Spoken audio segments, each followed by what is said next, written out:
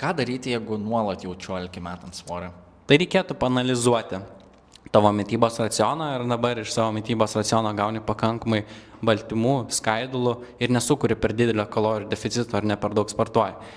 Išanalizavus šitos dalykus, jeigu pamatysi, kad iš savo mitybos raciono negauni bent jau 1,6 gramo kūno kilogramui baltymų, tai indikuos, kad gerai, negauni pakankamai baltymų, tai todėl jauti tą didelį alkį, tada pasižiūrėk, kokį tą kalorijų deficitą sukuri per dieną, tai vėlgi pasek savo mitybos racioną, kiek ko suvalgai ir tada būtent, kai jau matysi, kiek tu kalorijų gauni, galėsi sukurti reikiamą tą kalorijų deficitą ir tada, jeigu tu pradėjai mesti svorį ir ten pradedi po 10 km bėgioti ir nekeiti savo mitybos raciono, tai irgi gali indikuoti, kad tiesiog persitreniruoji, išdegini per daug kalorijų, negauni tiek daug iš savo mitybos, todėl yra sunku išlaikyti tavo nuolat jauti tą alkį.